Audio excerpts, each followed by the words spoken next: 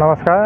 আপোনালোকৰ যি মোক কৈ থাকে সদায় আপলোড দিব লাগে ধূনাগুৰি আৰু লখিমপুৰ সংযোগী যি দলঙৰ, সেই সংযোগীৰ কাৰণে আপোনালোকৰ হকে দেখাবলৈ মই আজি আহি দলঙৰ নিৰ্মীয়মান অৱস্থাত চলি থকা কামৰ ওচৰত পালোহি। যিহেতু মোৰ মাজুলীতে যদিও মোৰ ঘৰৰ পৰা প্ৰায় 30 কিলোমিটাৰ দূৰত্ব, সেয়েহে মই ভাবিলোঁ আজি দলঙৰ নিৰ্মীয়মান অৱস্থা আপোনালোকৰ দেখাবৰ বাবে মই ওলাই আহিলোঁ। মই এতিয়া উপস্থিত আছোঁ এয়া লখিমপুৰ আৰু মাজুলী সংযোগী যিখন ধূনাগুৰি চেলেক্ট দলঙৰ, এয়া লখিমপুৰ ছাইড। এই লখিমপুৰ ছাইডৰ পৰা ক্ৰমান্বয়ে আহি আছে কাম কৰি। এয়া ইতিমধ্যে নদীখনৰ ওপৰ ভাগটো সম্পূৰ্ণ গাদ উঠা হ'ল।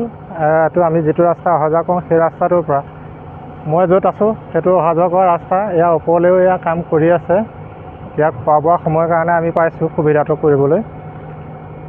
এয়া চাওক, আৰু আমাৰ মাজুলী ছাইডৰ হৈ আগলৈকে যিখিনি কাম কৰি আছে,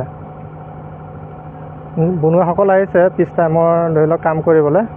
তাৰ আগমুহূৰ্ততে অকণমান সুবিধা দিছে মাত্ৰ 10 মিনিটৰ কাৰণে, যিহেতু কাম চলি থকা অৱস্থাত ভিডিঅ' কৰা পৰিৱেশটো নিদিয়ে। চেষ্টা কৰিলোঁ এই 10 মিনিট সময়টোকে আপোনালোকক যি পাৰোঁ ফটো কনচেপ্ট উঠাই পেলাই দেখাম। সেয়া চাওক, সেয়া পানী বাঢ়িছিল যদিও কাম দ্ৰুতগতিত আগবঢ়াই আছিলে।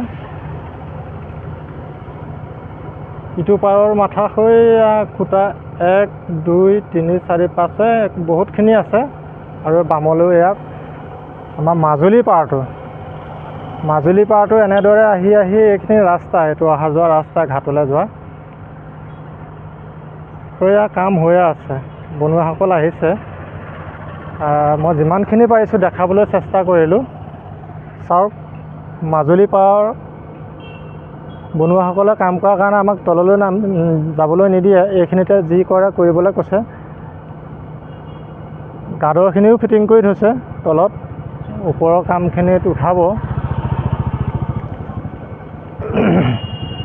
এয়া ঘাটৰ পৰা আহি থকা গাড়ী, এয়া আমি ৰাস্তাত আছোঁ বুলি যে কৈছিলোঁ, এইখিনি গাড়ী এতিয়া আমাৰ গড়মূৰ ছাইডে গৈ আছে। এইখিনি চেলেক্ট ধূনাগুৰি ঘাটৰ পৰা আহি আছে।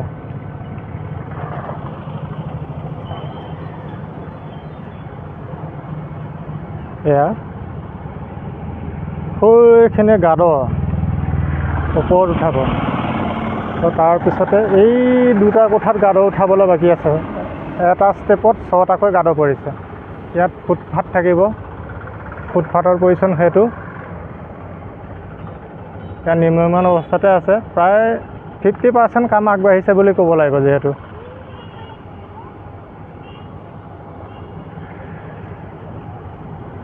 এটা সুন্দৰ আৰম্ভণি মাজুলী আৰু ধূনাগুৰি ঘাটৰ পৰিৱেশ। সুন্দৰভাৱে কামখিনি কৰি আছে, যদিও বাৰিষা দিন, বাৰিষাটো ভালকেই কাম কৰি আছে আমি দেখা পাইছোঁ।